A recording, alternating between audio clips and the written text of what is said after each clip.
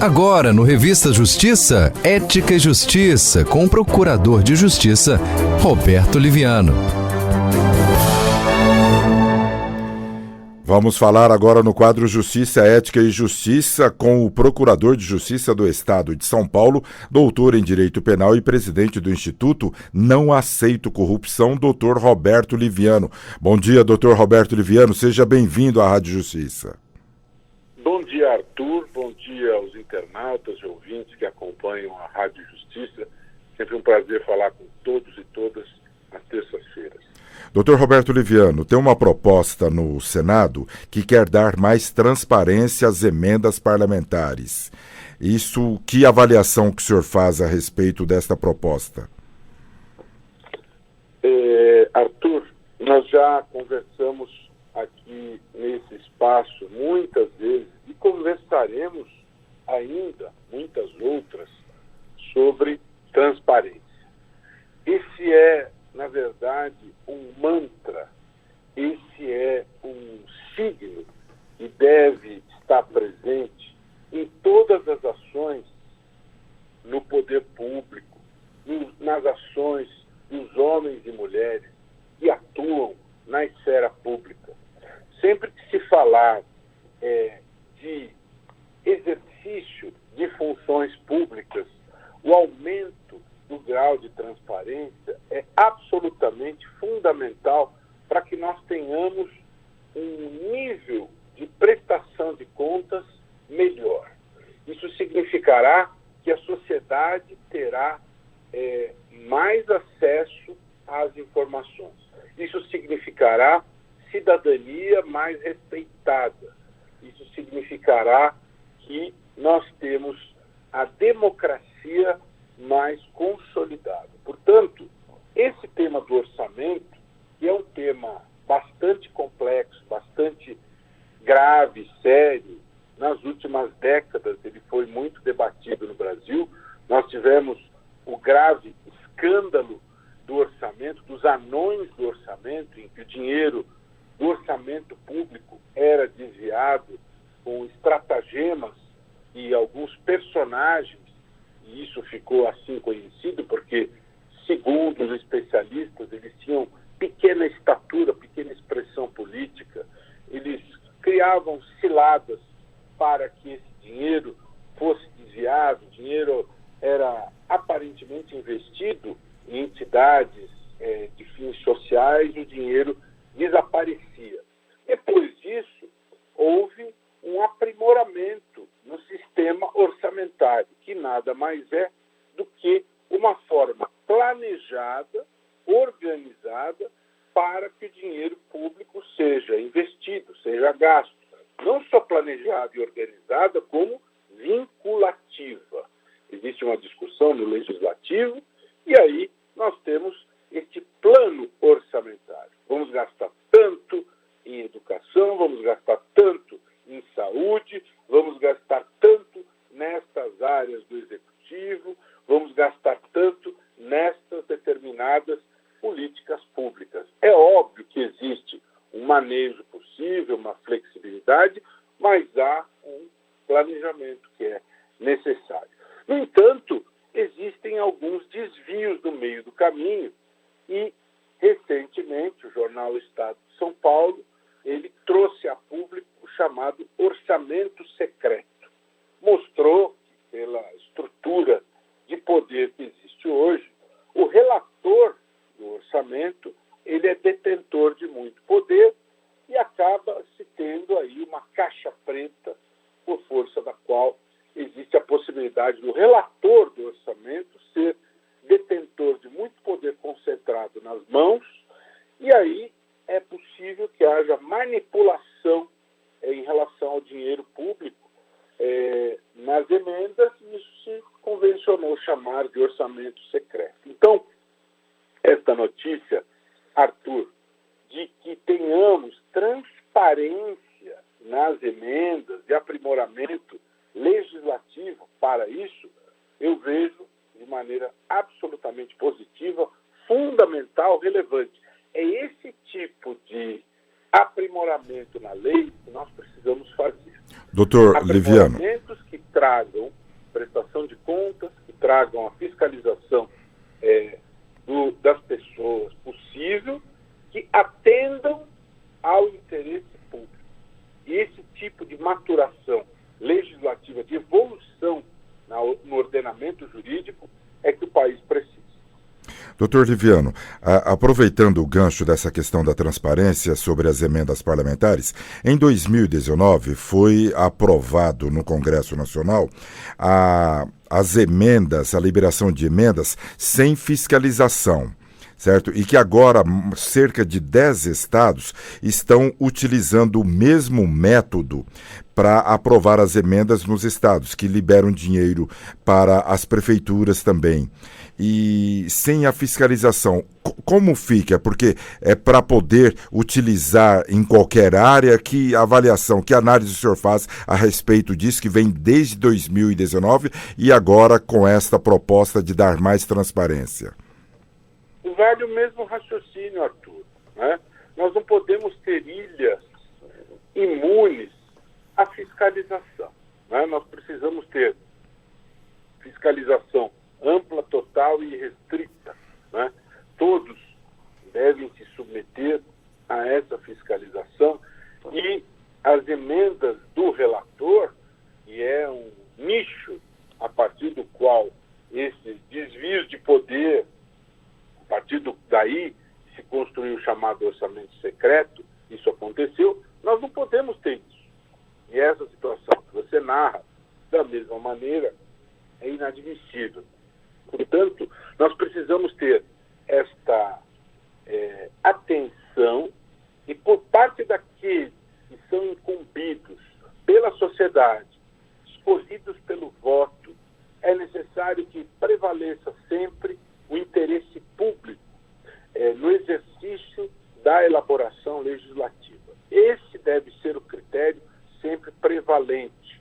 Quando se faz lei, o interesse público deve falar mais alto. Não podemos ter leis feitas no Brasil, Arthur, e quem nos ouve, quem nos acompanha pela internet, jamais podemos ter leis feitas para a acomodação de interesses. É inadmissível que se faça lei visando acomodar interesses dos próprios beneficiários da elaboração das leis. Infelizmente, isso é fato corrente que acontece no Brasil. Exemplo eloquente disso é essa mudança nas leis eleitorais, nessa mini-reforma política. Afastou-se o distritão, mas aprovou-se em primeiro turno as coligações partidárias, e hoje a Câmara vota em segundo turno a PEC, que reintroduz no Brasil as coligações partidárias em eleições proporcionais que foram proibidas em 2017. Aí eu digo a você, as leis precisam ser modificadas? Claro que sim. À medida que o tempo passa e o comportamento da sociedade dinamicamente se modifica, exige novas leis? Claro que sim. Agora veja, essa vedação aconteceu em 2017. Ali houve um grande debate nacional e se entendeu, não pode haver coligações nas eleições proporcionais. Os eleitores votam no candidato ou no partido isoladamente. Isso visa proteger o quê? Respeitar-se a vontade do eleitor. Porque quando você tem a coligação aí, o eleitor às vezes vota no indivíduo e o eleito é alguém com quem ele não tem vínculo nenhum. As coligações, elas são movidas por interesses de ocasião. Termina a eleição, a coligação é desfeita, não existe um elo programático. Então, este é um exemplo de situação que é movida por interesses de ocasião, por interesses apenas daqueles que visam acomodar interesses e não o interesse da sociedade. O interesse da sociedade é de que as coligações não sejam mais permitidas. Então esse deve ser o espírito, deve nortear os homens públicos que elaboram leis, que atualizam as leis. O interesse maior da sociedade, o interesse público, deve sempre falar mais alto. Doutor Roberto Liviano, já que o senhor falou em eleições, O TSE aprova a proposta orçamentária para a Justiça Eleitoral para 2022. Tem alguma novidade em questão de valores? Diferencia? Ou porque já teremos eleições majoritárias, esse valor deve ser maior? Vale sempre a pena lembrar isso. Quando você grifa e o orçamento do TSE de 2022 é aprovado, o que isso nos traz à memória? O TSE também tem seu orçamento. O Ministério Público, do qual eu faço parte, tem seu orçamento. O Judiciário tem seu orçamento. Cada ente público, Arthur, tem seu orçamento. Por que eu acho muito importante grifar isso? Porque assim é que devem funcionar os órgãos públicos, com limites no exercício do poder. Eu acho muito importante lembrar isso, como eu já disse na primeira questão, esse tema orçamentário, em que há necessidade desse planejamento, destas verbas destinadas à finalidade de cada órgão, para se entender o seguinte: houve um debate recente sobre, entre aspas, voto impresso. E depois de uma longa discussão a respeito, a Câmara deliberou rejeitar esta proposição. O que não muita gente falou, Arthur, eu quero falar agora e grifar agora, é o seguinte: essa proposta, se fosse hipoteticamente aprovada pela Câmara, o que pouca gente sabe é que não poderia ser concretizada na prática nas eleições de 2022. É fácil perceber isso, porque nós estamos já em 17 de agosto de 2021. As eleições acontecem no comecinho de outubro do ano que vem. Se isso fosse aprovado, seria necessário o quê? Comprar impressoras de acordo com as necessidades das zonas eleitorais de um país continental como o Brasil. Não se esqueça que os mesários, eles são voluntários. O Brasil é um país continental, não é? Há lugares em que as pessoas estão conectadas de maneira precária. É difícil até para os eleitores chegarem até o local de votação, não é? Então, uma mudança como essa na rotina eleitoral exigiria planejamento anterior. Comprar as impressoras pressupõe licitação, pressupõe receber os equipamentos, testar os equipamentos, treinar os usuários dos equipamentos, mudar a logística da eleição. Isso leva muito tempo. Então, para quem tem um mínimo de vivência e bom senso no campo administrativo, sabe que se a Câmara aprovasse esta proposição, ela só seria concretizável nas eleições de 2024. Aí alguns dirão, mas espera um pouquinho, o presidente está dizendo que as eleições não são válidas sem voto impresso.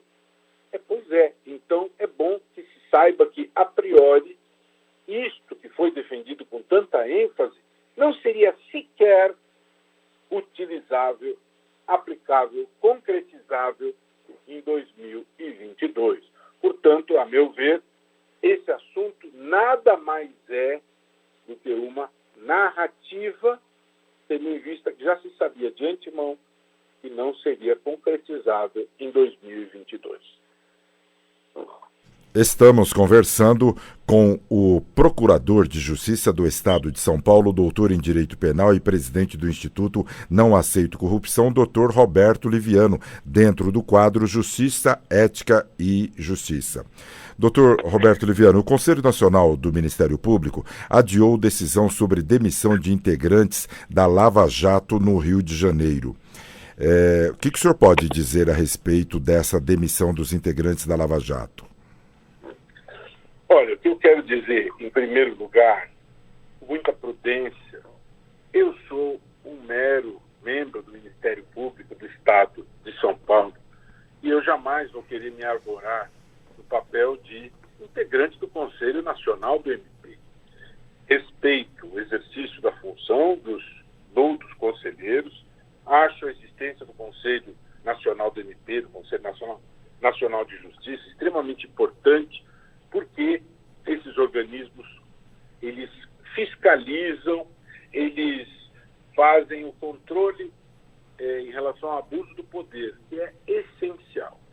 No entanto, eu penso que é necessário ter muita atenção por parte desses órgãos, que tenho certeza saberão decidir de maneira própria esses temas em relação a essa questão, levando em conta que nós temos um norte constitucional fundamental, que é o princípio da publicidade.